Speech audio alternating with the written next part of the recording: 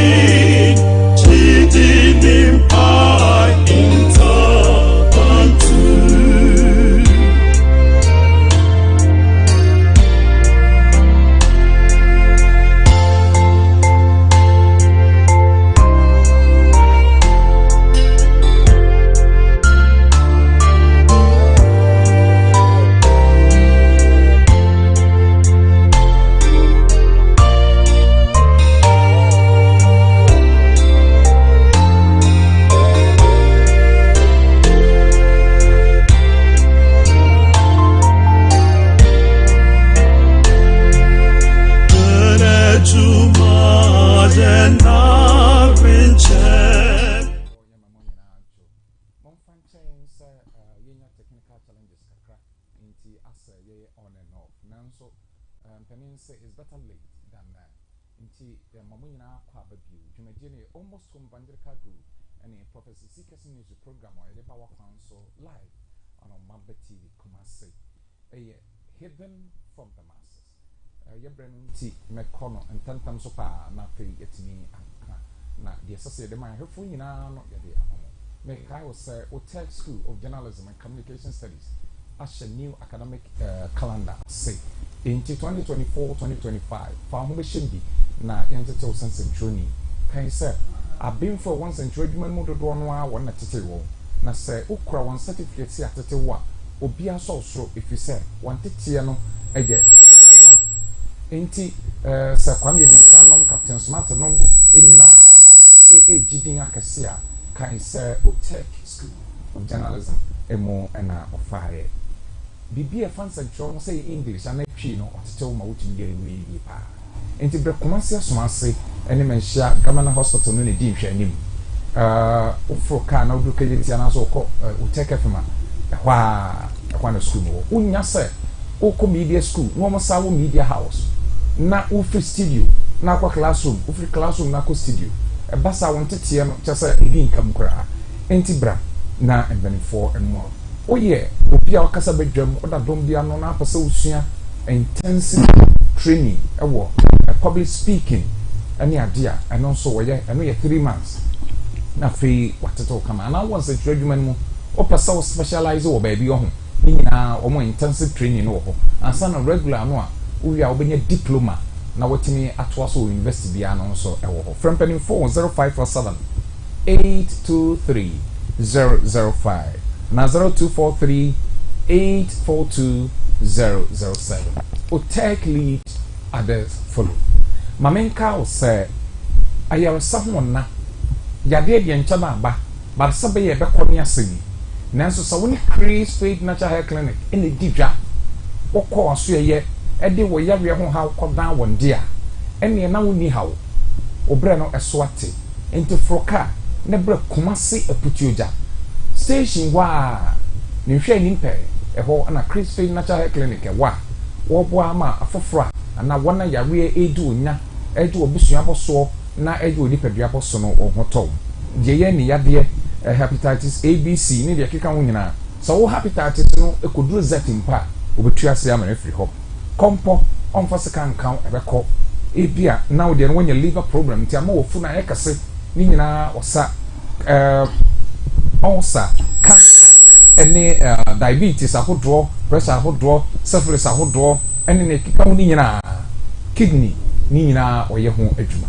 Enti bra kumase putuja.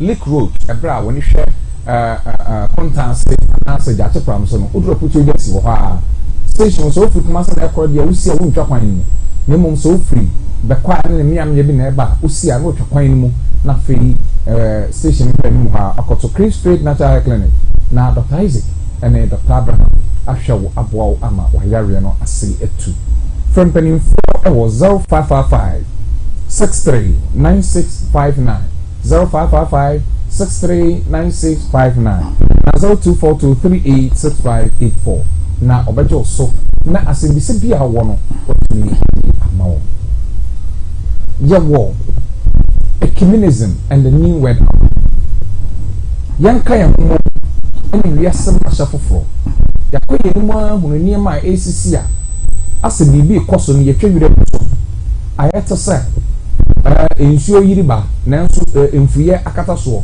wo dwen be so tietie fuye so obohuna na wato nsuo saa na ade no yayo ne no na yaggebra ye de ebe chew sade ebio meka wo se aka to na enne eye 26 December aka be nanso na boso fofora nanso ya da so beka e wo boso yetwa mu enti adafo ye hwemani se mama boy yeah na to no say atude adin say ya that was a friend ya me ma okeka mo see club 100 members and will be up here obetimi edi sikan bi ato momola na wall screen so 592412244 0592412244 o send this ka edi eba e coffee ja apia nti ya da ma e gidi se e mo matenka abi me answer na epodwede no so enam se na kasa na menti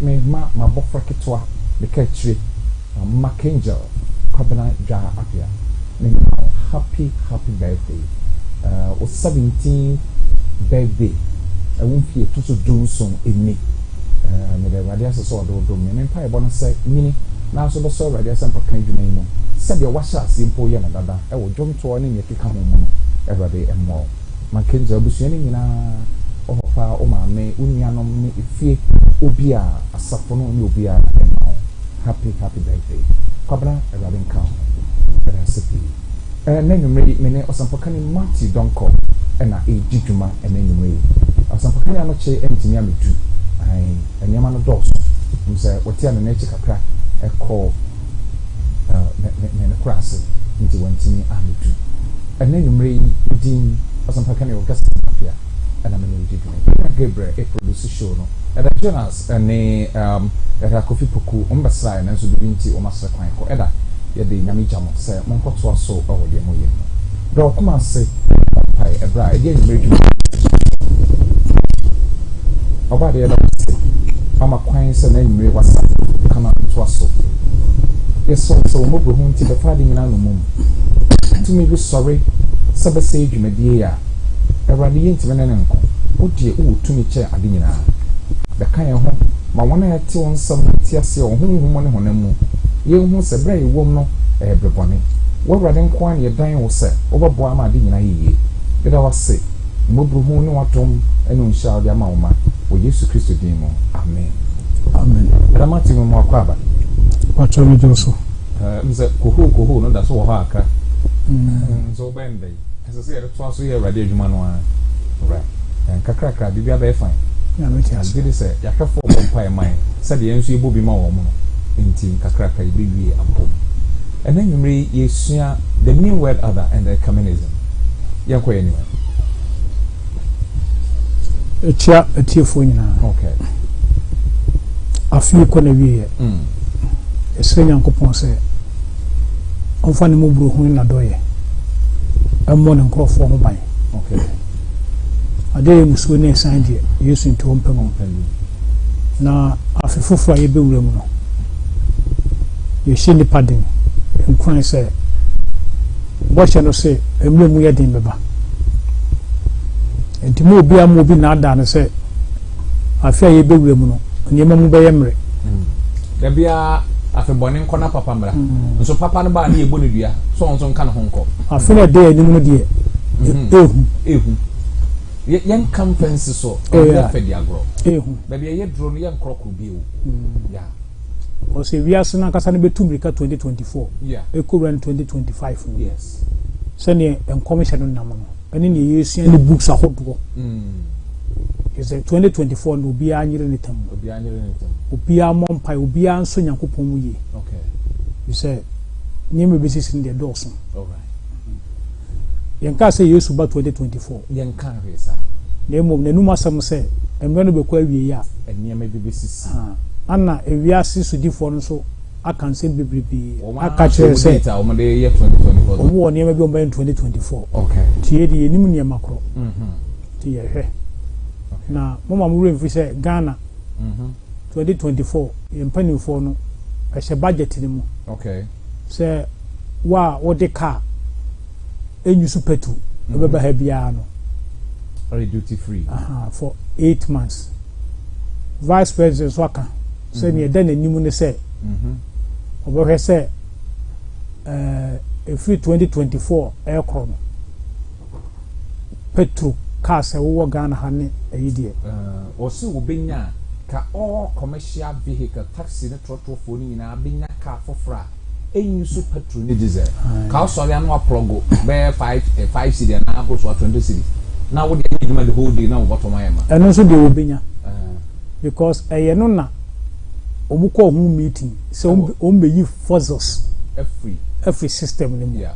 And the machines you use petrol and you be every system anymore. Na ye the solar and electricity. Ti minimum say Ghana the baby about electricity there. Enumuda. Okay. Because any other charge cars. The 2024 corner you want some bonopo. The slave rather say, Omo money swadi hunumrem. Because a bemo used beba. Dear Mompire saying Uncle Ponce San.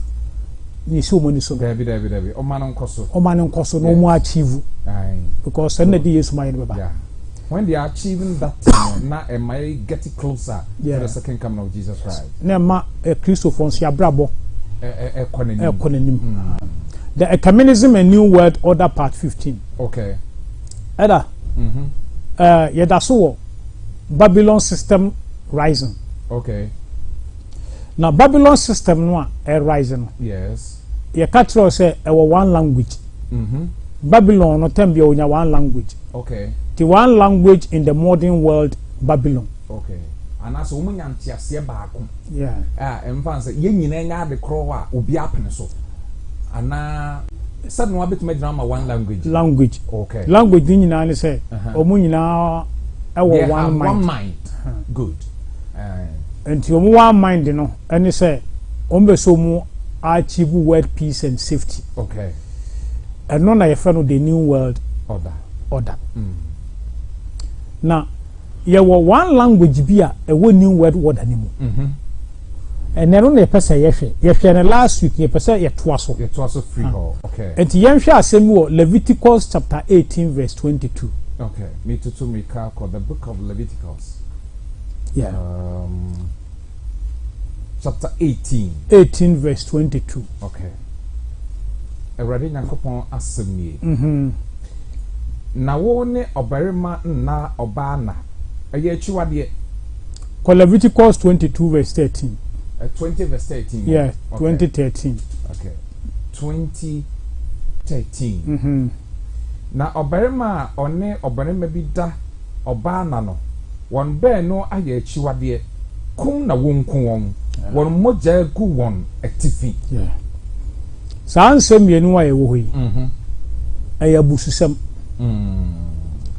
bɛrima ni ho kwan sɛ ɔne bɛrima da sɛ ne yɛ ne wɔ baada okay mpakyɛ ase we ɛyɛ sex ho asɛm no okay ɛnyɛ so mmie no kɔda mpa baako so ma ade akye dabi ɛyɛ sex ho asɛm na yɛ kan ɛna bɛrima nso so ɔbaa nso ni ho kwan sɛ ɔne ne yɔnko ba ɛda sɛnea ɔne bɛrima bɛda ɛno nso yɛ akyiwadeɛ ɔsɛ yɛhu saa nipa no a yɛnsi naboɔ okay pakyɛ wote aseɛ okay na yɛyɛ pɛn yi sui no ewiase no baabi deɛ ɔmu si aboɔ oyɛ saa etiti wɔ nkramuman mu baabi ɔmo de sharia laws no ɛyɛ adwuma no ɛhɔ de ɔmu si aboɔ yes okay but yɛ baabi wɔ hɔ nom de a yɛnsi aboɔ sɛ yɛyɛ Ghana ha sei no yɛnsi aboɔ okay ana Ghana ha no sɛbi o so obi yɛ bɔnne koraa na sɛ tra so a kane na ne yɛsi akɔma no firing squad but na yɛ pɛn so no saa deɛ no ɛkɔ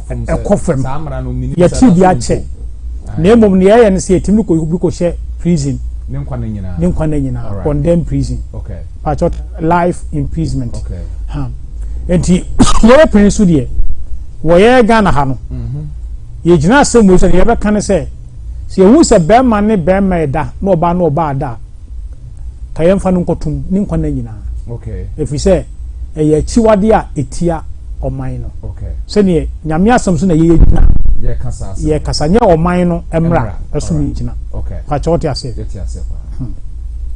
na nansan nneɛma bi kɔ wiem saa bɛrima ne bɛrima na no ɛno na yɛfrɛ no homosexuality okay pakyɛ wote aseɛ okay ɛna wɔbaa ne wɔbaa na yɛn so yɛfrɛ no lesbianism okay one language no ne yɛhwɛ yi o all right language no gu ahodoɔ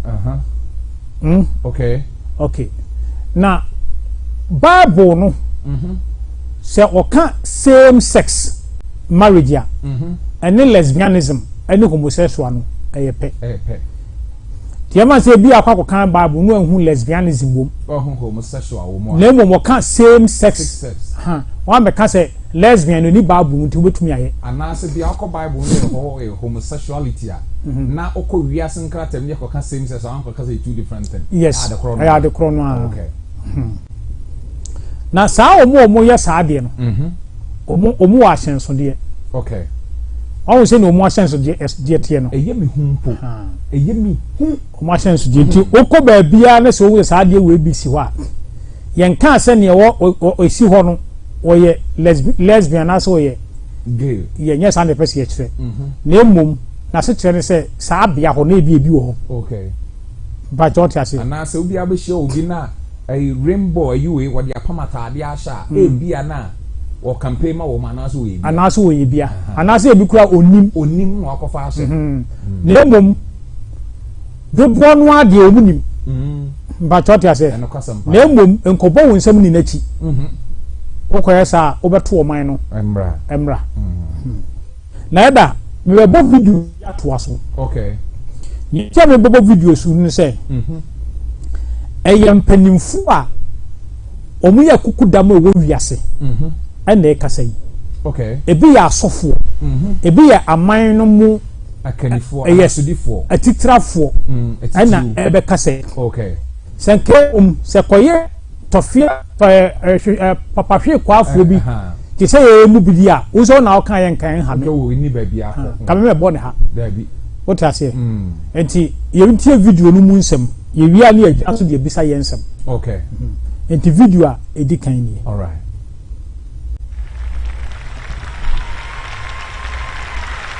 wɔyɛ Pope Francis wɔn na da Roman Catholic Church ɛne Roman Catholic aban ano wiase sum nyinaa no ɔdaa no yɛkɔyɛ no interview bi yɛnanum asɛm a wɔka yɛ bi somos todos hijos de Dios y Dios nos quiere como estamos y con la fuerza que luchamos cada uno por nuestra dignidad. El ser homosexual no es un delito, no es un delito. Sí, pero es pecado. Bueno, primero, distingamos pecado por delito. Pero también es pecado la falta de caridad con el prójimo. ¿Y vos cómo andás? Cada hombre y cada mujer tiene que tener una ventana en su vida donde pueda volcar su esperanza y donde pueda ver la dignidad de Dios. Y ser homosexual no es un delito, es una condición humana.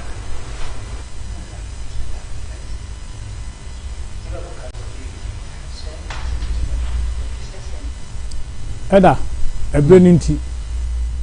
Niye panienya. Okay. Pope Francis. On the Roman Catholic Church nyina no. According to Tony Palmer, omuye about 1.2 billion. Okano 2014. Okay. TSC an say Accra ba so no mu a. See aboro. Ebo. Patrot ase. Tiase wompa. Ono na Roman Catholic aban ya ye Holy See. Osaye on ye asudifo and a king. Ye oba wiase a esumo wo wiase nyina on the do nyina no. Okay. Na num wasam ne say F LGBT homosexual ne sa niema no so obi ye bia onkodi ewu enye criminal etima ye nyojo sa nipa no ma ye nche no before all you say we should not discriminate. Okay. Ye nyini Inyimu. Yes. Okay. Enti se nipa no koye de be kura ke enkobo yensem ma no. Emma no. Mpacha wote ase. Yenhuro no. Na yenhuro no. Yemfa nsi akonkon. So ayade. So ayade. Ha, but ma yenkopam no free dan no owumu no. Komu kohye mu kura no anka ye aha ne de. Ye hu so makoro enko fufuo. Emfa nkomo. Na anka yenkokum kokko. No monto. No monto aso no omuni. Se ina se ya bo mabaso no. Ha. Ma yenya ne hwe. Okay. Abomination no de eno nya abomination because o say a human condition. Nipa no an tebia. Yes. Papa bia metie no kra de o say e odo. Enya bone. It's not about sex, it's love. Odo no. What you say? Okay. Okay. Owie ye no. Yentie papa we nso. Okay. In the church on key issues of sexuality and gender. Now, I referred at the beginning of this interview to Pope Francis and the hopes that were invested in him to show leadership. I would put it to you that on some of these key issues, for example, the Church's attitude to homosexuality, to, for example, the possibility of giving blessing to gay marriages in church, the attitude to the LGBTQ community generally, Pope Francis has sent a confusing, not a clear message. No, but lately is about a week or so ago, he came out with a small document, just saying clearly what his position on all of this are. That LGBT people can be blessed, they can be admitted to church, they can, and all of that. They can even become godparents of children and people who have been baptized and all of that. So he himself has signaled a new pathway, stuff that used to be left in the nebulous and undecided and all. He's now come up clearly with this. So you see him as now following a policy which I guess many people regard as, within the Catholic perspective, liberal. Doesn't that put you personally in a very difficult position, because your own position, for example, on homosexuality is, it seems, quite clear. I've looked at your record, and over many years you have been a consistent conservative on these issues. Those are the expressions again: conservative, progressive. It's my thing has been this. If you, I refer to an interesting episode, a situation I got into.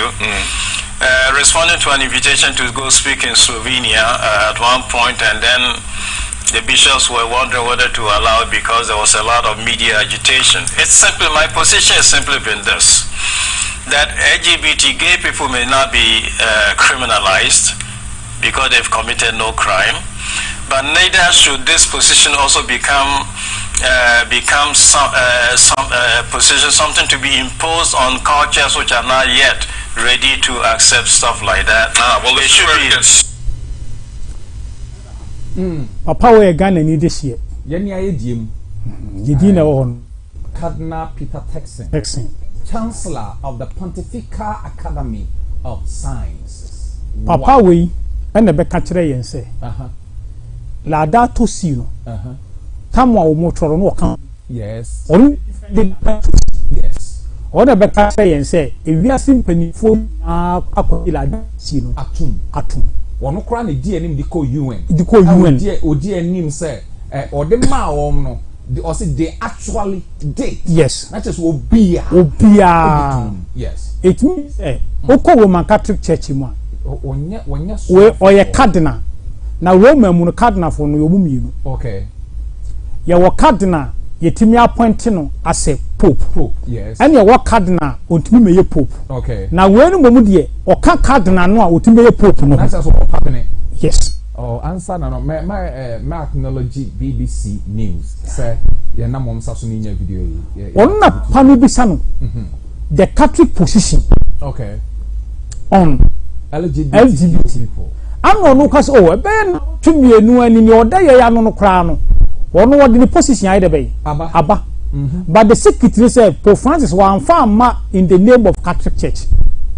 What the ma in the name of ecumenism. And I we are singing. No. Yes. So one of the obesha say Roman sofo. Look at last week I said Sasana cha so dem. Yes. Eti papa we kan asem na ayi no enti we da bi what about woman wo. Ti say me ye komisa obi president bi so kan say me as a person. Yes. Ebi ani. Ana papa no bi say me say. Asem na ye bisa no. Ye bisa you as a person. Yes. Because you mean you what can't offer any man. Yes. Good. Ana papa we so we obi a pop kan semma o entiada de bia support asamba ana no so to say so we no be dia and so who say so much no and say any criminality obi a onye what I say. Okay. Now what was na we tie video no a very very interesting. Okay. Because oka asem ho ayini mu say obo ba bia onufura ofrigana. Yes. Obo ba bia onufura ye wo abebuo bi say ye wo bema bia it because bema wo dia wo say wo ba and ye tu ka ba bi say onu so say bema na matem bi say gana mu no ye ka say wo ba say bema na bema say wo ba na je say onko ware bema nko ware bema no ba ware bema oba na ni edin ye so we di oba bema. Yes. Ana bema wono so aso ye bete ene so we di bema ba na no che so nkwa bema nkwa ware oba na bema oba nkwa ware bema etemu na papa na we interview no e bisa ni say say me bisa say we ye Ghana ni Ghana for so no sa LGBT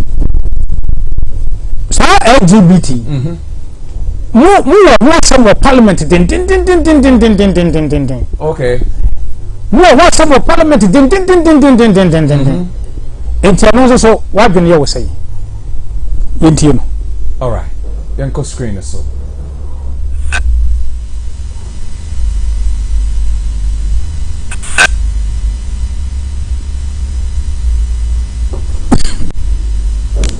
Which is very current, and that is to allow it because there was a lot of media agitation. It's simply, my position has simply been this, that LGBT gay people may not be criminalized because they've committed no crime, but neither should this position also become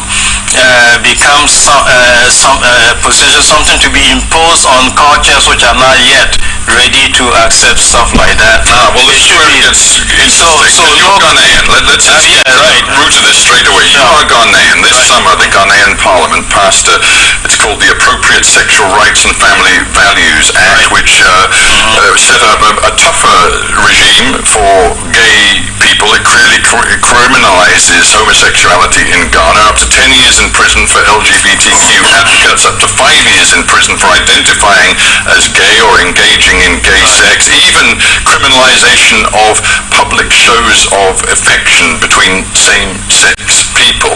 Now, the Ghanaian Catholic Bishops' Conference said that Western countries must stop incessant attempts to impose unacceptable foreign cultural values on us. Are you backing that statement and therefore defending the criminalization of homosexuality? No, what I just said is just, so my position is, in that sense, contrary to what is just being passed. My thing is that to criminalize anybody, you need to be able to identify the crime.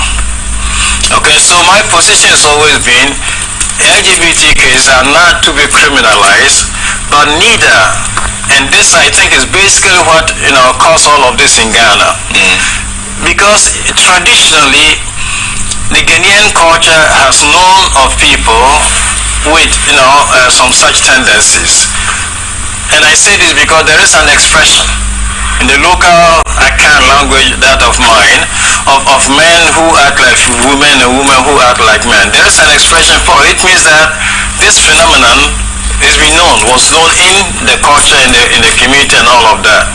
But nobody went on to make any policy out of that. Now, I think what caused all of these was attempts to link some foreign donations and grants to certain positions, which. And that's for what has yes. Sabio Bama be nam, none who are married to so banana say, Beman Cowan, and that's what baby nam ho, none near dinty, your friend or Baba man, and just one in your uncle Ban and Moa. Yes. Among what he would do. Over that kind. What was a as a massa? Once more, come, you minister Ghana for having moving to you also catch up. When I was over Kuroma, Bama was a bow was a Bama. On to me, Cassan, because when you said new word or Banoa, Ebam, Sadia, I'm a two, we are all champion of Sadia because Papa Catray and say, what not can say, woman so foolish Sadia. I'm not mentioning we are different people or the spokesperson. It's not there a bit too many back. The artist said the order yes, where you are Sheno, where you saw some other. Do you know how to refer to? When I said I'm working, we go Ghana. Bishop, never catching Bishop, so Papa Push. I don't know your family is still a million main point.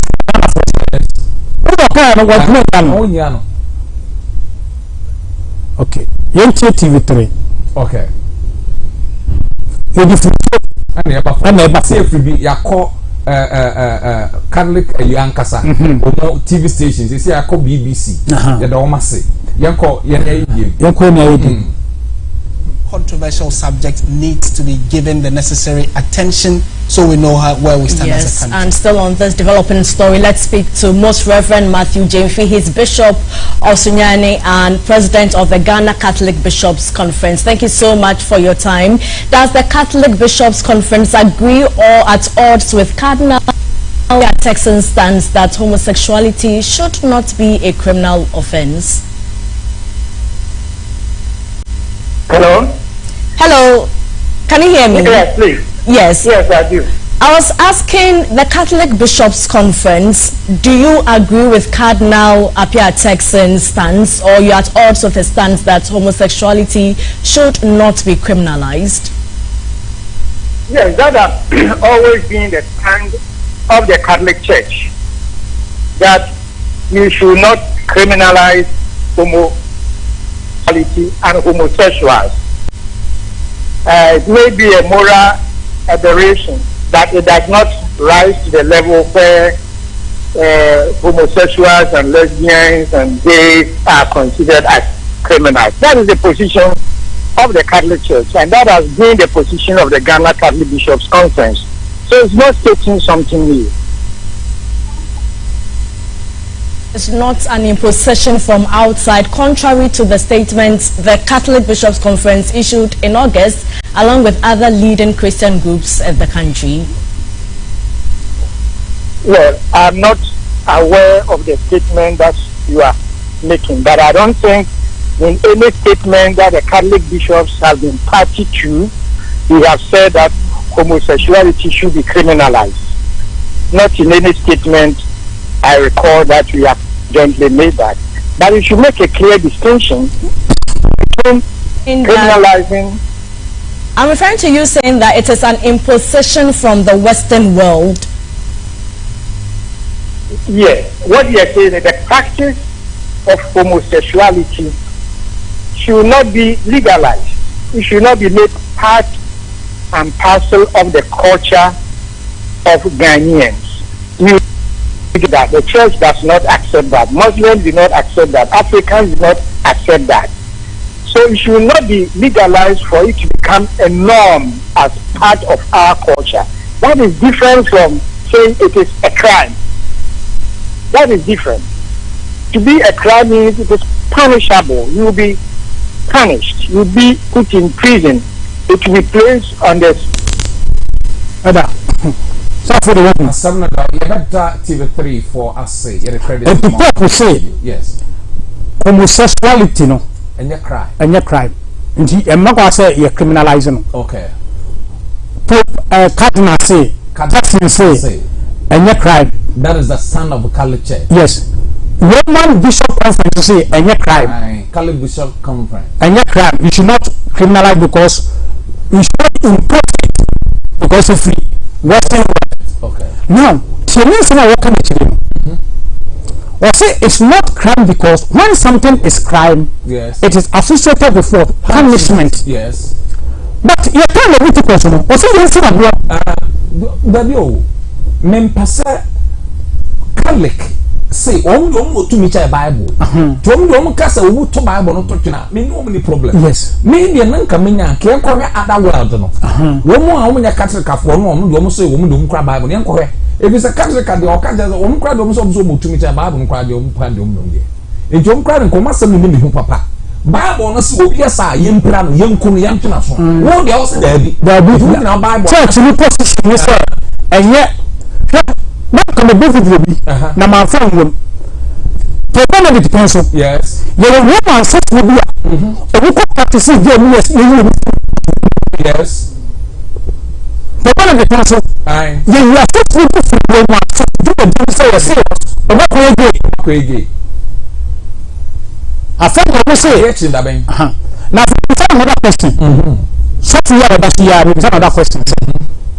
Ghana what to say when you say legalizing me? What? Then you legalizing me, baby. You chom. Say go so fine. Say me na me konom. Me na e komi mu. E say me nu mama no emfo bia ho. O so say eno. O man na mra say illegal so be sa de. Yes, yeah, cry. As then you legalize me. As you komi mu ya. Ya chom. Until say overcut and say these are all minor cases. These things are sending a warning to the parliament. Oh yes. Say you were in some Ghana most of the current text. And when you do not that parliament will do and they are controlling the world. It will be case. Someone I show you. Oh, there's a backup pataso. Because from top, from Holy See, yes, to the Bishop Conference. I don't know. So TV3. Okay. Has expressed hope that the anti-LGBTQ plus bill currently before Parliament will institute punitive measures aimed at ensuring that people don't commit those crimes. Now, the controversial bill officially named the Promotion of Proper Human Sexual Rights and Ghanaian Family Values Bill aims to criminalize same-sex relationships here in Ghana. We have more on this report. The Ghana Catholic Bishops' Conference is optimistic that the anti-LGBTQ plus bill presently under consideration in Parliament will introduce penalties that correspond to the alleged offences. Officially titled the Promotion of Proper Human Sexual Rights and Ghanaian Family Values Bill, this proposed legislation has sparked significant controversy nationally and internationally. It seeks to criminalize same-sex relationships including oral and anal sex with penalties ranging from 5 to 10 years in prison. Additionally, it criminalizes the advocacy for LGBTQ plus rights, the promotion of same-sex marriage or cohabitation, and the provision of support services to LGBTQ plus individuals. In a statement on Monday, the Ghana Catholic Bishops' Conference commended the legislators advocating for the bill's passage. The conference expressed hope that the bill, when enacted, will uphold proper human sexual rights and Ghanaian family values. The bishops reiterate the long-held teaching of the Roman Catholic Church, emphasizing love and respect for homosexual individuals while condemning homosexual acts as intrinsically immoral. According to the bishops, The Church, consistent with its teachings, does not endorse unions between individuals of the same sex. The Catholic bishops aspire to the bill promoting genuine human sexual rights and preserving Ghanaian family values, which they perceive as under threat from homosexual acts. Furthermore, the Church hopes the bill will establish punitive measures commensurate with the perceived offences. And the Ghana Catholic Bishop. For Bible. Okay. Maybe 1 Timothy chapter 4. All right. Answer na City TV ase. Your credit to Pace News. That also. 1 Timothy chapter 4. Chapter 4. All right. Verse 1 Timothy chapter 4:1. Na honhom no ka no pefe se echi na bi mu ebinom be fam na da honhom mone nkyerɛkyerɛ no atwe wɔn ho afirigidie no ho atoro fonkontomponti wɔn na nhyehyɛ ano etwa wɔn ara wɔn ahonimu osi awade akwan kase wɔn pia wɔn ho nnuane a onyankopɔn bɔ sɛ egidifo nie egidifo ne wɔn a wɔn hu no kora mfa asedanie die no verse 4 na onyankopɔn abodie na onyankopɔn abodie nyinaa yɛ na sɛ yɛde asedagye a ɛne ɛnse sɛ yɛkyiri bibiara mepa so mento so all right when a man for say you teach abati ho let's mo da beti bibia ho omuye omuwa kasa ho ni ahomani kyerɛkyerɛ obi sawa aware pay oba ne bema no omi se bema ne bema nkoyo yes na bi Onyankopɔn ayɛ no wo bi aseda dia enye hwe obi pɛtɛ no bi no de hia se bema no bema kora wade a na ade aseda dia eye ni nyina ne se bema no bema no oba no oba eto se human condition ne dono eti nan se sofu bompa yisha so na me di aseda nyem na ya we ka so de ma be de ko ne ko fa se sofu bete ho eno ni we no yes aseda tin ho ense se etire hwe eti sa ta we wu etire hwe bi abentra because man ka sako ni mare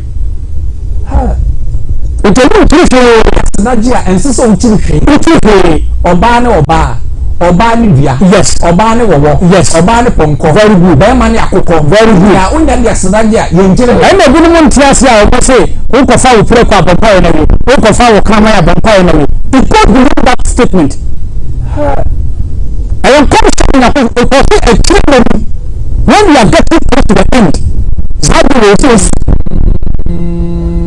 and this is not our dear kwai na ade Nyankopɔn se yɛmfa aseda nyɛ no yes ɛno yɛ de ama na ade aseda gye exactly yɛmfa ma yɛmfa aseda nyɛ ɛnwe wo no maka kyerɛ sɛ daabi yes so wonya yɛnko a no ebo mpa yɛ etu ko bɔ mpa yɛ to yɛnko ba ma tunu ha na tunu nso yɛ te bɔ mpa yɛ to ma tunu no mu katre because we say o she news na te no we na nanu ye sere won panifo mutie no ye nsem no anu odin esem mo fanche ye ni die mu we say o start news no o say bill na da parliament ho no yes bill no aye punishable bill yes it was say we will be kwana ye for 5 years what you say yes but the Catholic bishop which said there be man criminalize ade no it is say ade da parliament me be wiase the minimum say assemble out yes now ko kan bia yet me cho contempt for say ka parliament ko cho contempt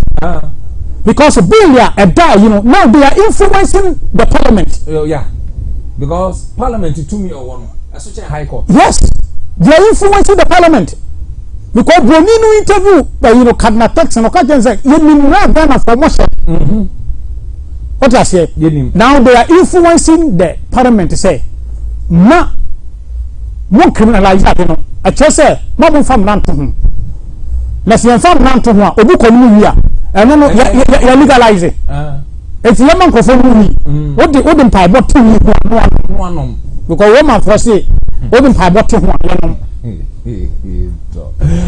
hey example bada bi o ya ba yanko ni ti papa we video saying that the Catholic Church would be more supportive of same-sex civil unions, and the Pope talked about doing pastoral work and if a homosexual couple wants to lead a life together, the state has the possibility to give them safety, stability, and inheritance. And this was seen as generally a sign of a movement towards a recognition of sort of being humane and not necessarily softening the traditional moral instructions of the church, but certainly softening the pastoral approach of the church to gay people. And the people in Ghana, the bishops in Ghana, seem to be defying this, because they have openly supported a new law that will create a hostile environment. We recognize those terms, don't we? A hostile environment for LGBTQ people.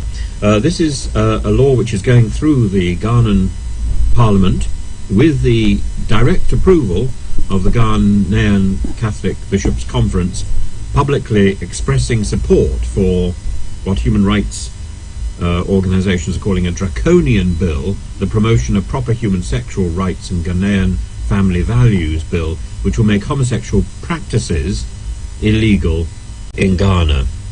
And this is quite extraordinary. So people can be punished with between 6 and 10 years in prison for being gay. And the 1960s Criminal Offences Act already criminalizes same-sex relations, so it's very rarely enforced. So even without the bill, the laws in Ghana are stringent and a difficult environment for LGBTQ plus people, and this law will make that situation even worse.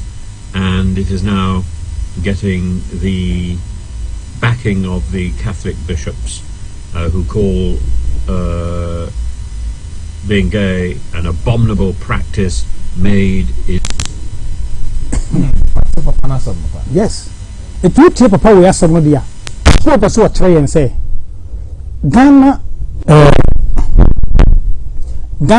a bishop conference for aye situation very hostile. Yes, ama adie no as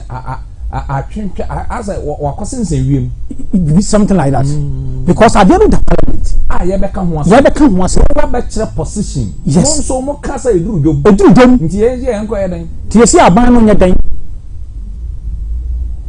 Anna, the word is said that when Catholic leaders speak, no one no one, because the word belongs to them.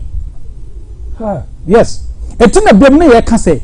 Sani ma ye follow ni ye ka say. Se na ade no kodia. En ye Ghana ha no LGBT no.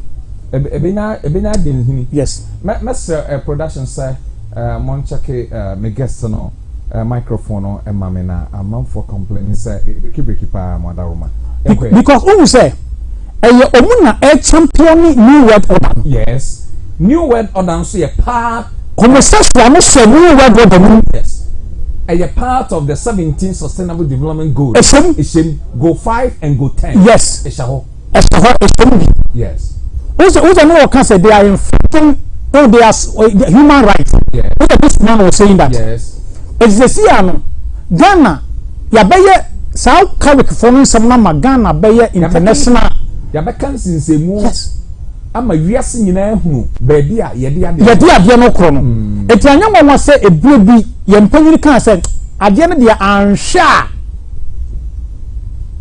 what has here ansha ebe hardin. Yes, the same ade no kro no de ade so man ye na de se ni word order ni ko yi ohun afirim yesu ye hu advocate obeda yo ti yi hu fimu a enye ye ti ye de ye kan kire tiefo se yenye ye niema ye the year 2024 no na what is asem no a amane nwa because bibi abetumesi e da wonte video we. All right.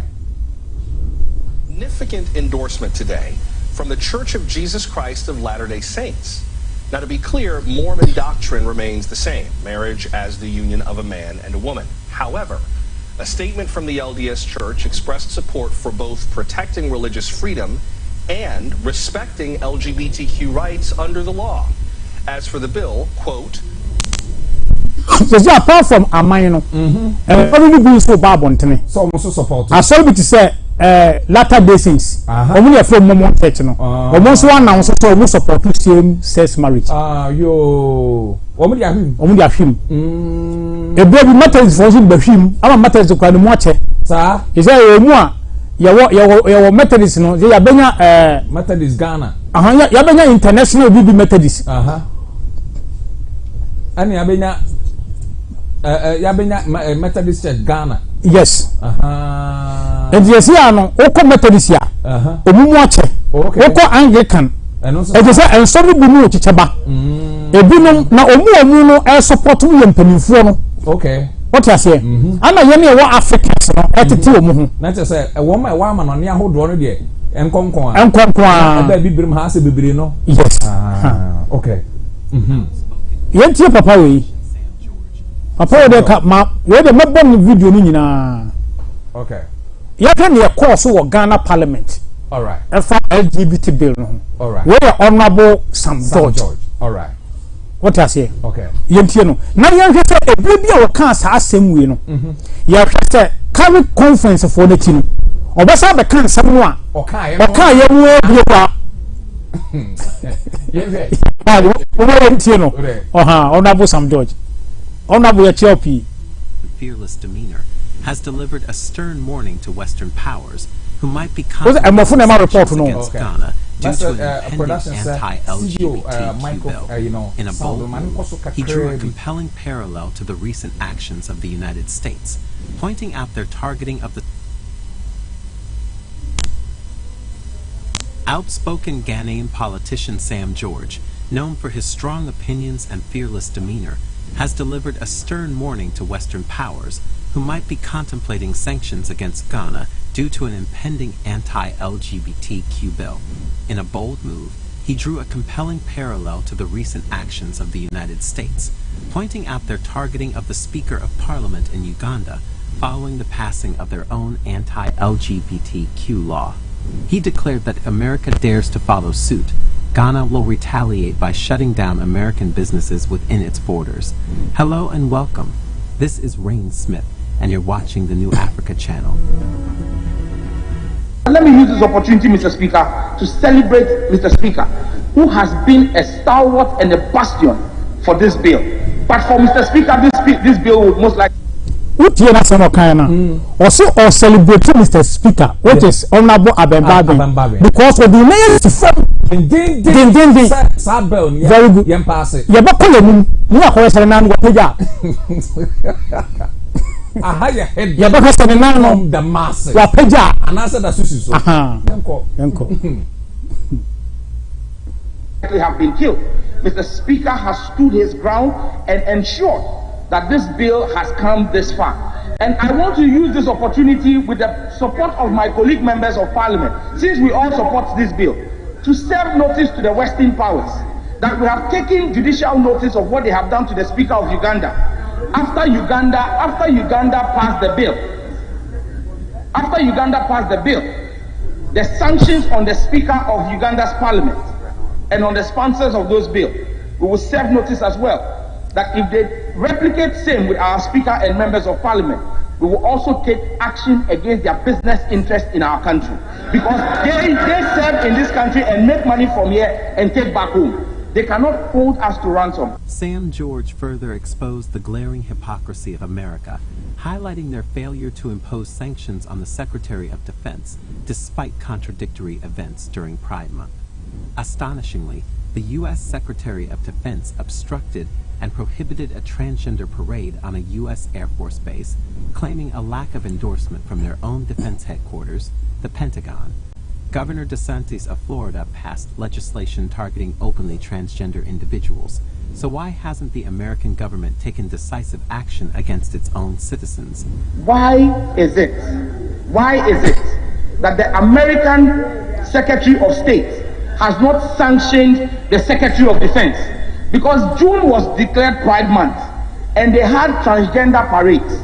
The U.S. Secretary of Defense blocked and stopped a transgender parade on a U.S. Air Force base because he said the U.S. Pentagon, which is their defense headquarters, would not support such activity.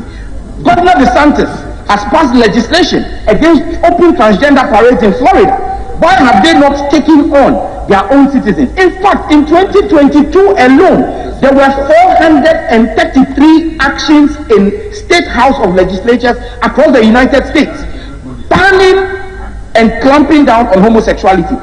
The Supreme Court of the United States, SCOTUS, just last week, passed a landmark judgment enforcing the rights of American citizens to refuse to offer services to people on the basis of their faith and because they were LGBTQ. Mr. Speaker, it shows you that even America has realized the error of their judgment and are walking back their steps. Italy in June designated June also as Family Protection Month to counter the Pride Month. Maybe that's something Ghana should begin to consider, that we make June a Family Values Month to celebrate the Ghanaian family value. But Mr. Speaker, in wrapping up, Mr. Speaker, I just want to state that the dangers of homosexuality are grave. Persons who are homosexuals or transgenders, per statistics from the CDC, have at least 6 times higher rates of obesity, substance abuse, and suicidal thoughts than heterosexual people. This has a consequence for our health bill as a country and public health, and we cannot turn a blind eye to this. It's fascinating how African nations increasingly exhibit less concern for Western opinions regarding LGBTQ issues. Following in the footsteps of Uganda, it is now interesting to witness both Ghana and Kenya actively progressing with the implementation of their anti-gay legislation. Do you think other African countries will follow suit? Let us know what you think. Be sure to like the video, comment, share, and subscribe to the New Africa channel for more. Now the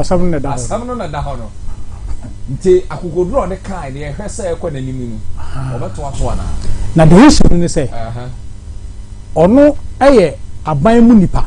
Okay. Ono say ma yenye ade ne nyede bay. Because ade no gituma wo ha bebrebe wo. Na American for kra no ebre bi omo Pentagon was saying Pentagon no. Baby omo machines go no. LGT no kom ko parade. Omo ampene.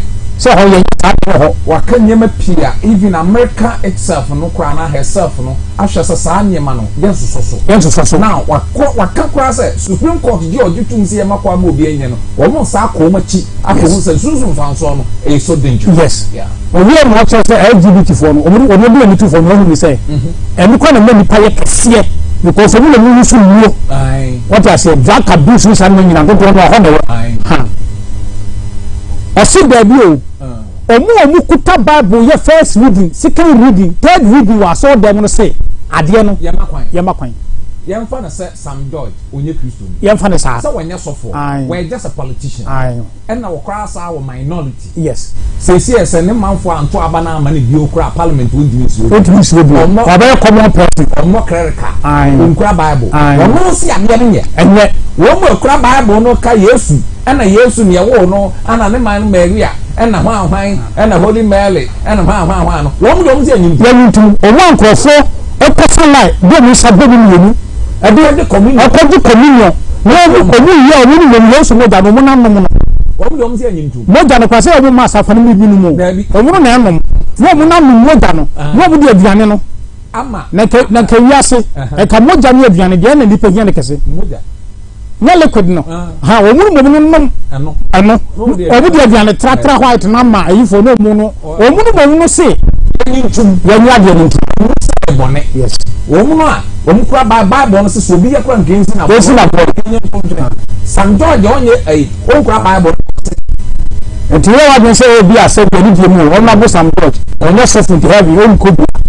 O na e ba nya no asem no. O na different. Yes. He is the one defending the gospel. Leviticus chapter 18 verse 22 to 24. The book of Leviticus.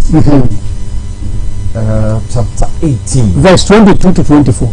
All right, me 22 verse 22 na wone obarima na obana ejiwade wone aboa biara na mfa nwuru hu fi na oba bi nyina aboa bi anim ema ne ho ma ne ho ye basabasa yo verse 24 mfa nwoma yi mu biara enwu mo hu fi obi say yenu nyina na amanaman a meritu won afri monimi de egu won hu fi. Yes. Now the other part 22, do not have sexual relations with an animal and find yourself with it. A woman must not present herself to an animal to have sexual relations with it. That is a perversion. Yes. And so the Catholic conference bishops say many fan say ye basa yo ni pa na na into yama coin because I prefer to say a human condition. Yama coin. A piece of war. This is the people, yes, who are leading the communism all over the world. Exactly. And all the churches no follow. Yes. Exactly. It's move from the bay. Mark chapter 10 verse 6 to 9. Me call Mark Asampa. Omukobisa Yesu Kristo fa wa rijai ho asem. Asema Yesu Kristo ka kire omunie. Mark chapter 10 verse 6 to 9. Mark 10:6 to 9. Okay, me drew Mark 6. Mark chapter 10:6 to 9. Everybody some say. Na ifri adebon fitiase no. Obarima ne oba na onyankopon bo won. Yes. Yeinti na onipa beja neja. Nene na ho na ode no ho akobo ne yire ho. Na won be no akoye onam kro. Yes. Enti de onyankopon de abom no. Yes. Ma onipa entiti mu. Ti de ne nyakopon de abom. Oba ne berema. Oba ne berema. O say a free fit, but from the beginning, from the creation, yes, God made them male and female. Female. And then male and male. Or yes. Female and female. I know I can say male and females. Daddy. Me what? A male and female. Therefore, a man, man, yes, shall leave his father, singular, his father, and mother, and hold fast to his wife. One can say wives. And two, and the two shall become one flesh. One flesh. One can say 1.5. One more Bible, no, I can't otherwise. Yes. Yeah, now, the view idea, and say, of late in the Bible, no more for the Evangelist for Solomon. Yeah. One Bema Solomon till my woman, the normal about the Akasia. Yeah. And Bono no mail, you to you. You were the woman, and you. Mammy Elizabeth Crunchy, and I went you. I've heard I don't quite. 1 Corinthians chapter 7, verse 2. 1 Corinthians 7. Yeah. Okay, me do 1 Corinthians 7:2. Na adwamamonti obarima biara enya onoara ne yire. Na oba biara enya onoara ne kunu. Tietia. Etu ba Luke ahase no a. Mark ya no. O ka se okunu ye hwan. Okunu ye bema. Ana o yire ne ye hwan. Oba. Azo se obi anye de be. Enya onoara ne kunu ne ne yire. Enti enipa ho asem. Enipa ho asem. Enye dua. Enye denchem. Ana enya abrechire. Ena enya watermelon no okotu watermelon mutokuro se na on da eno na on da wabodam sabe so what be LGBT na sa niema we na oh afọ ye ma ni pantiase se ye can that LGBTQ plus people no a eni ma egwom no nya be ma ne be ma da no oba na oba da no nko awo efi se enne wiase ye nya obi ankote se care me boss na what person you see na so kware to bi amra wa de na se omu ko ya ne yire ne ye dancham mo dan so mo akwache na abatu table so wa na ye wonne ma wokotere dua ho no de ne fu ata dua no ada ya ne kunu ne dua no ye omu a abako bi kura me hu ya wono bere ma waware akukọ ye na o sabe ombanifo mani mo mfa nchane one akukọ no da akukọ ro kwa ne wawuo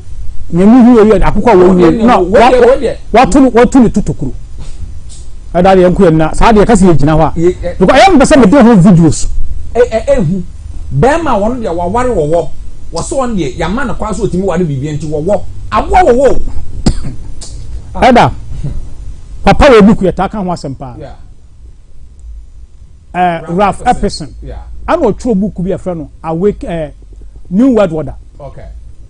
And what I say New World Order no 1989 New World Order no and nyema a New World Order no emu no ebinie. Okay. The New World Order will include changes in the family. New World Order ye ka ho asem masha ye de be hye ko no nsem e won bi ne se eye busua se ye sisi ye busua no ensesan bebem homosexual marriages will be legalized. Se be ma ne be ma ware oba na oba ware ne ye toto so ni nyina no oba makwan. Yes. Eti when na woman suffer no canon. When no more person. Yes. Say enomra so. Enomra so. Say no baso dia. It means say obi ya yenche no because you legalize it. So I must say you should not criminalize it. Yes. Nti ade a obi ya enye criminal. Yes, you legalize it. Ya ma ho kwan. Yes. On can other woman trick on can to so legalize. Yeah. Nemo enye criminal. Yes. Ade bi ya enye criminal obi ya obi anya no be. Yes. Sabe o seminam se me fa Ghana kwa ho enya criminal metuma for obi enyim nya me. Yeah. Eti ne wo New World Order no emunie. Okay. Omusu na di New World Order no be wiase. O say parents will not be allowed to raise their children. The state will. Ya mma kwa ma awofo ntete omoma. Nemo ya be ma oman no kwan na atete omo. All women will be employed by the state and not allowed to be homemakers. Oman no ma nyina no oman be fo omadwuma nti e makwan se obetere fie so wonu aduane amane ba ana wonu aduane amane ku dabi. Divorce will become exceedingly easy and monogynously marriage will be slowly phased out. And na cha se e be makwan se tambia pa so ware bia na uja wade bia ho go ahead jai na ko for your video we. All right. Sure. For example, this morning when the topic was on the New World Order, this is something that will touch everybody, and we should all be involved in it, because whether we like it or not, the New World Order will dictate how things go. We are also looking order either we like it or not.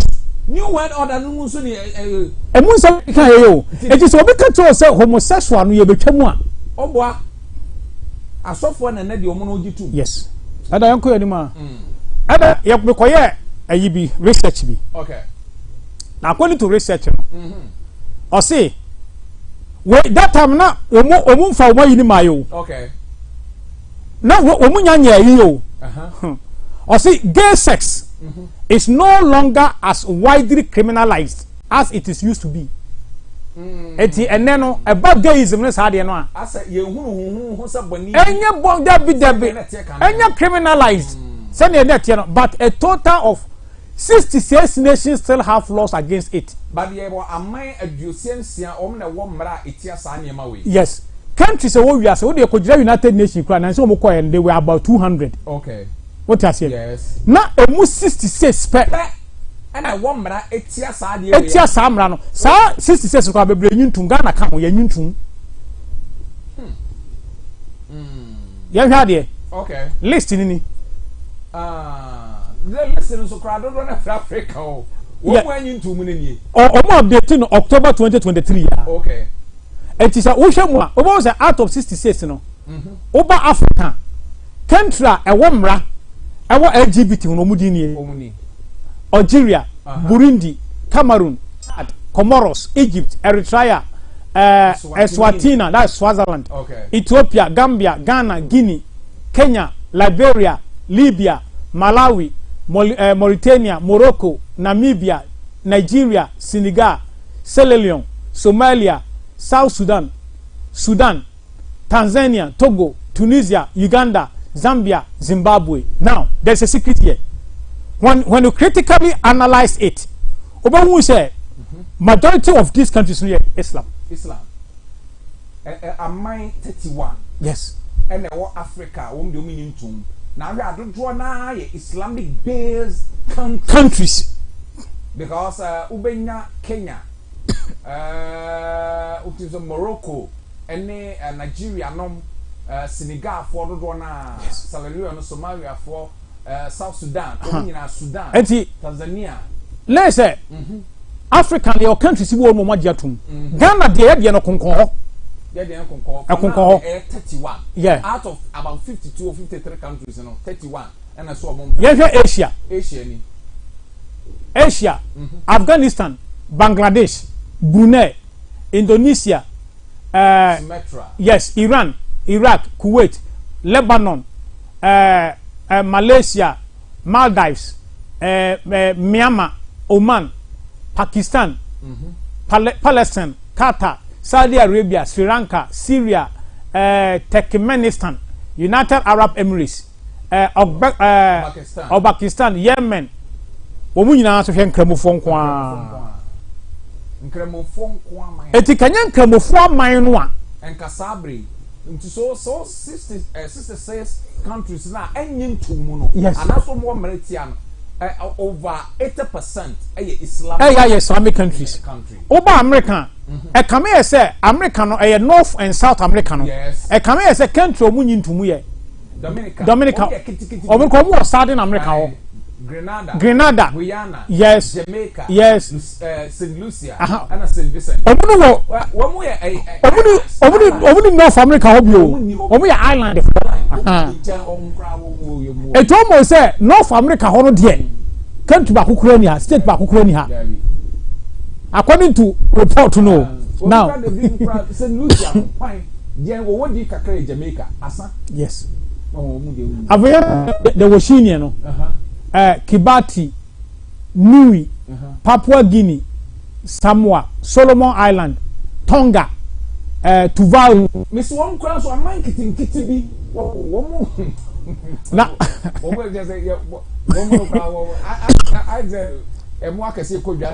according to research, or see no country in Europe has a law against homosexuality. Europe.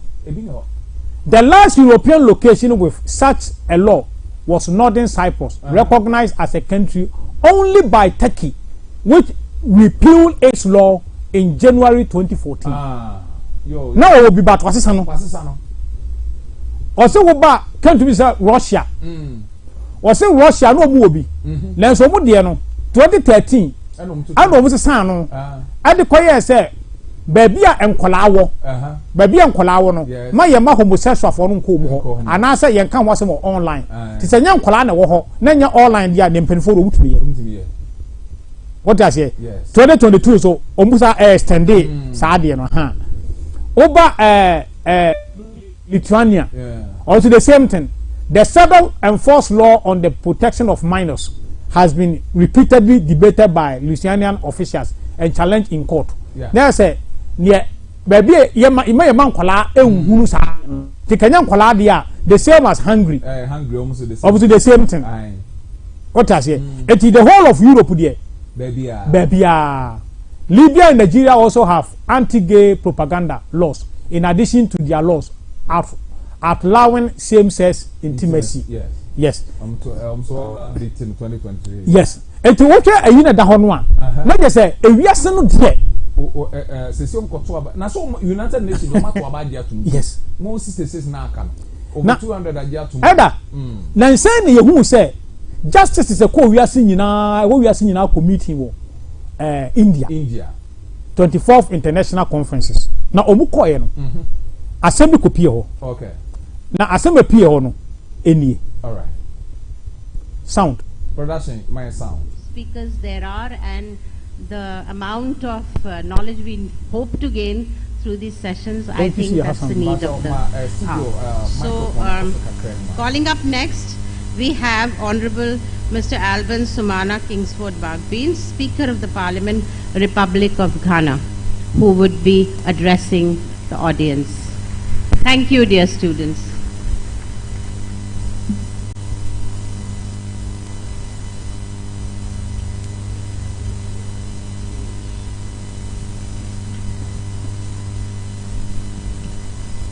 Your Excellencies, the Chief Guests and eminent guests, Your Lordships, Chief Justices of the World, Dr. and Mrs. Jagdish Gandhi, founder and manager of the City Montessori School, all other protocol observed. My dear students, it is with honor and humility that I convey the warm fraternal greetings from the people and Parliament of Ghana.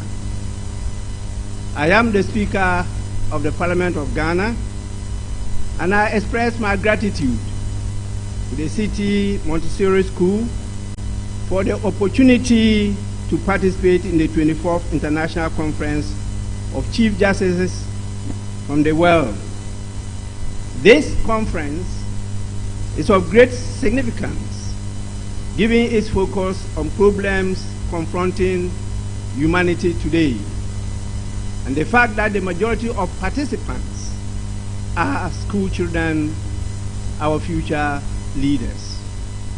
There is an African proverb which says, and I quote, "It is the young trees that make up the forest." For emphasis, I quote, "It is the young trees that make up the forest." The global community, and I want all of you to assist me to applaud the efforts of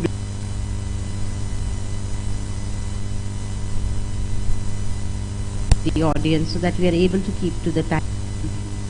Our future leaders are not prepared for leadership. And I want all of you to assist me to applaud the efforts of the students by Dr. and Mrs. Gandhi, the founder of City Montessori School. Please, thank you, congratulations, and well done.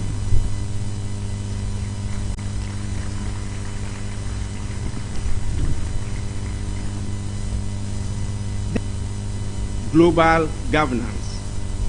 As leaders, we have a responsibility to ensure that we bequeath to the next generation a world that is inhabitable, that meets the aspirations of the youth, and that secures the integrity and dignity of the human race. This aligns with the African proverb, which says, and I quote, "We do not inherit the earth from our ancestors. We borrowed it from our children." I repeat, we do not inherit the earth from our ancestors. We have heard them loud and clear from the students. I don't need to bore you with a repetition of those things, but it's important for me to state that these are major challenges that no continent or nation can solve on its own. We must solve these challenges together, or else the world we borrowed from our children may not be available for future generations. Ladies and gentlemen, it has been said, and I agree with the students, and I'm committed to see it through, that there's an urgent need for us to revise the UN Charter, to overhaul the UN structure, given the widespread acknowledgement that it is inadequate in the face of current global realities. Such a transformation should seek to make it more responsive, democratic, inclusive, effective, and aligned to modern-day governance requirements and structure. A transformation that can create a more equitable, just, and sustainable future for all, and clothe the new world structure with the powers to prescribe behavior and enact enforceable laws to regulate the conduct of nations in areas where the global community is most challenged. The transformation should provide a guiding principle for international cooperation and collaboration. What are my proposals for your kind consideration to solve these challenges? In this regard,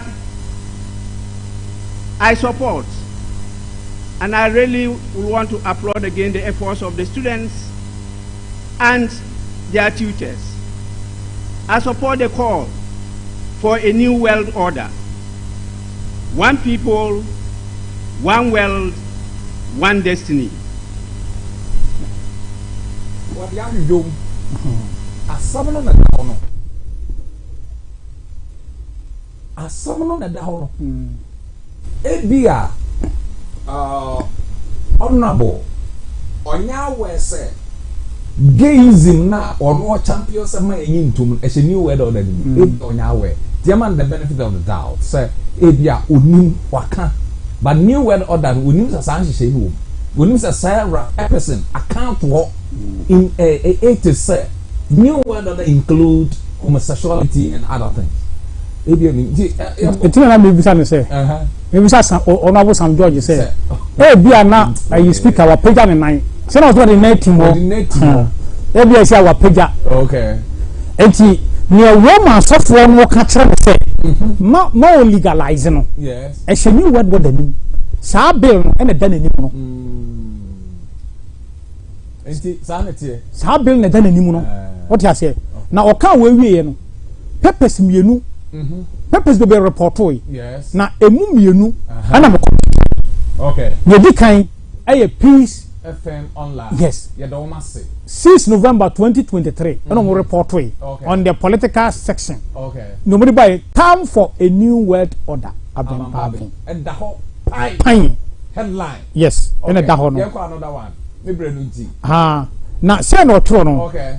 Or say, Right Honorable Barbin was speaking at 24th International Conference of Chief Justices from across the world, organized by the City Montessori School in Lucknow, India. It was under the theme Uniting the World for Children Through Enforceable World Law and Effective Global Governance. 63 countries participated in the conference. The Speaker of Parliament, Right Honorable Aben Sumana Kimford Barbin, has called for a new world order that will manage conflict better, deliver justice, reclaim the loss of trust by the people in leadership of all sectors of the society, provide hope and optimism for the people, and promote peace, love, and happiness. Yes.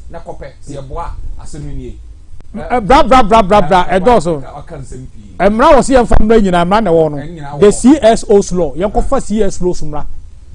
That one now almost the buy in a brilliant Class FM. And a Bohono. It's time for a new world order. Barbin to World Chief Justices, November 6, 2023. And also the Bohono. Yes, almost.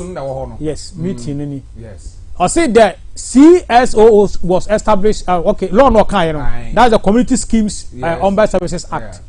The Speaker of Parliament, Aben Sumana Kingsford Barbin, has called for a new world order that will manage conflict better, deliver justice, regain trust in leadership of all sectors of society, provide hope and optimism for the people, and promote peace, love, and happiness. Eti yempani mfonu ya bamu obu omo hono. Se mo ankofa new world order no ama. Ehemu no according to Abembabin. Ye nya mumu gidie da. Eti na ye ka se. Ne obetuma wi ni election we no. Ade se o support climate change any new world order. Anya sa. Eti se wo pese we to America. Se no yes on you gay nuntum also lose election. Yes, lose. And this is what will trend the whole world 2024 elections. All right. So I don't ever trending the whole world. Where yeah a boom bon eba enye mufie and mfichire ho. Ya mon kwantere nkwohwe. Ebizan de eba fie. Ye kom and ye kwohwe. Eba. no plano make how say dwumadie ye keka de akwawie na Otax School of Journalism and Communication Studies I crowd of say obobo amanse twadwuma no otima ye no yi obati 20 papa no mouse certificate papa papa so be top up o university 2 years na when your degree na just all call masters in the keka it is a communication kwa na person wo sua bramo tech for ntete fees no so for ufreshi na eba hostel facilities are a bu kama enti mpacho bre komase asomase eni menhia hospital no ne di hwani baby Otax FM wonwa Otax FM baby wonwa e kwa na school no so e Frempanin 4 e 0547 823 005 and 0243 842 new academic season no yam ka home mamenka was ayarsa everyone ya baba na draw we betu ase ni here na enne mpanin say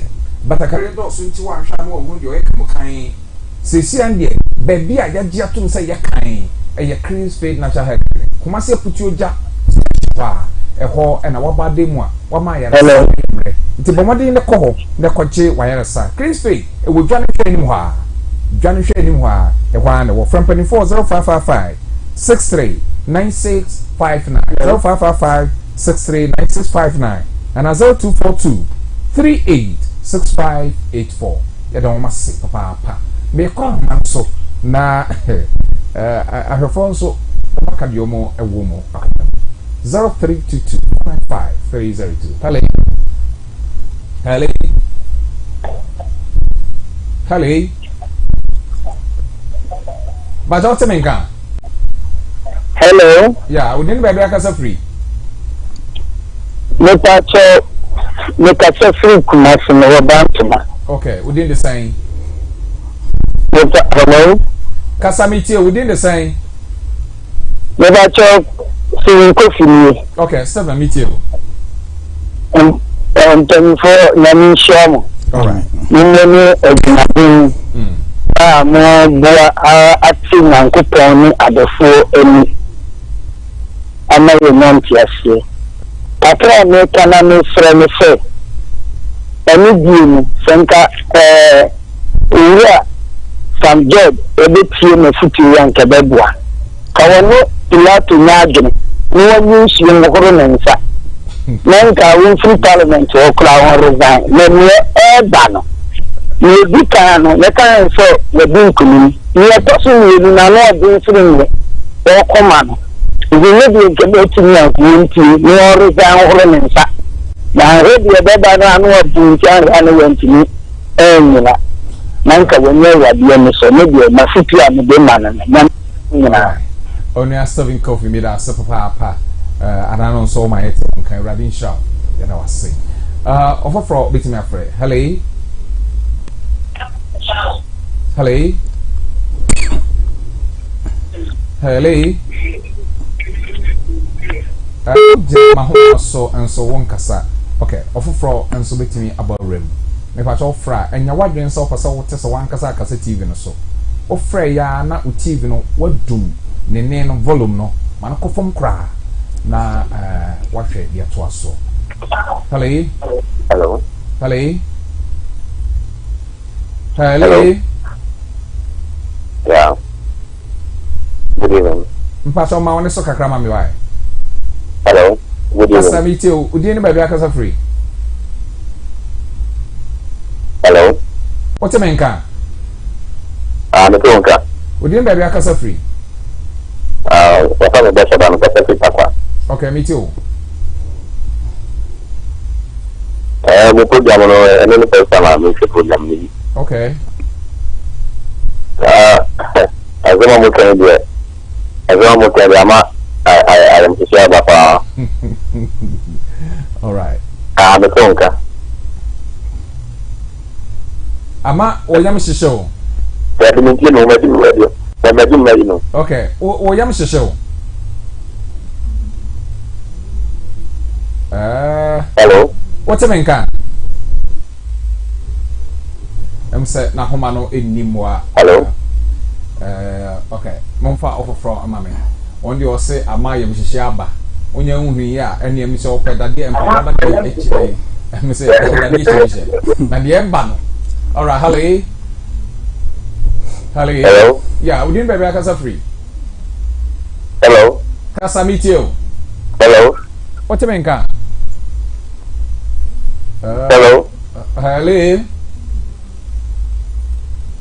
Hello. Me pass someone from my mem say on Temenka.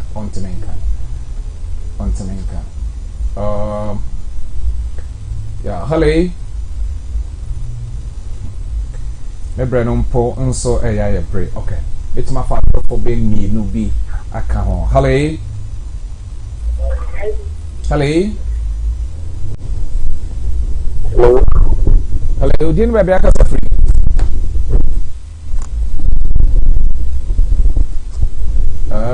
And my say, me home and not tete me sir.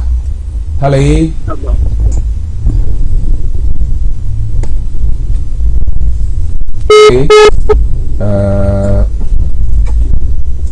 Yeah, I'm say, oh, the ambassador to be me ejina. Hello.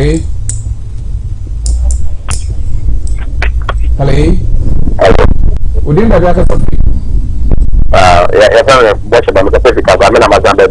okay, Bashaba.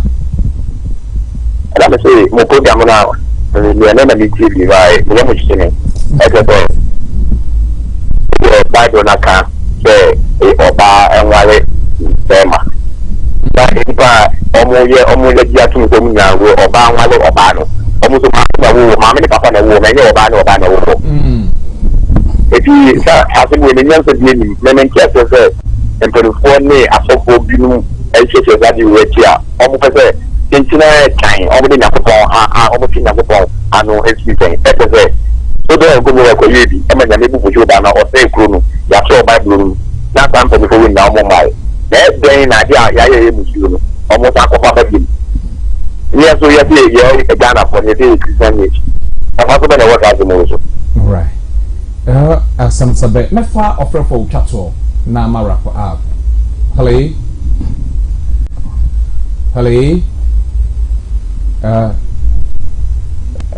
Mini production say everything go yeah, hello. Yeah, we don't have access to go na chatwo. Hello. What's the main car? Hello. What's the main car? I'm doing that. We didn't have access free. I'm going to the cream because okay. Within the same. Within the cream, the meet your backwind. Hello, meet you. Casa meet you.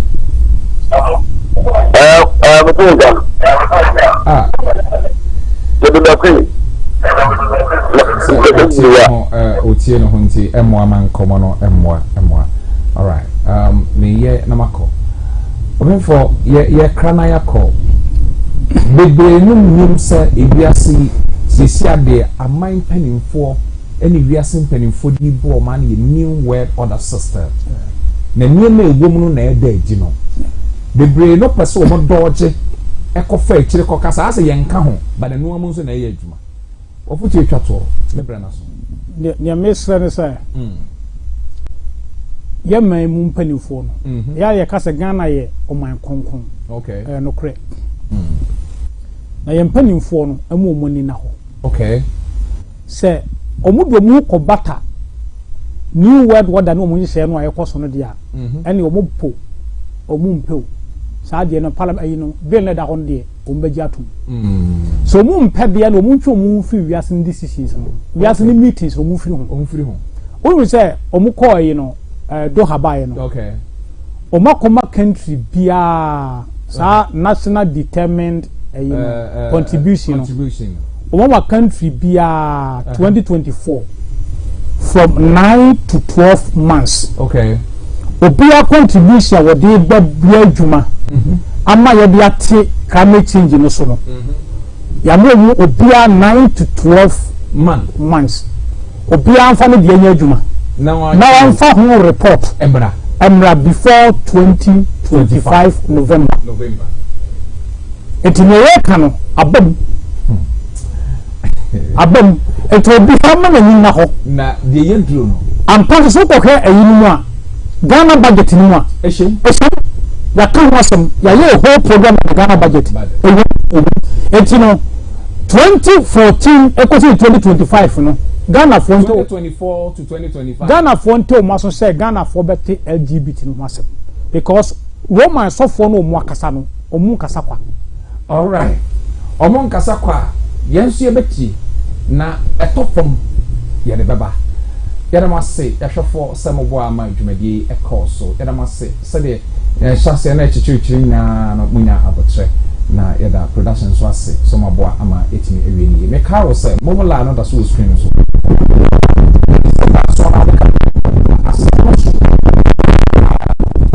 ye pancho over anya sa ye grass ai enne ye nyanzo ho bomadi say obaboa bi momola no 0592412244 o sande sika edin eba e coffee dwa apia ena mo ase say mo hwe nyankopon ya adom fiada nwere between 6:30 to 8 o'clock ya de yen kansuo kra ebe bro ena wase ema mo ti moniti baba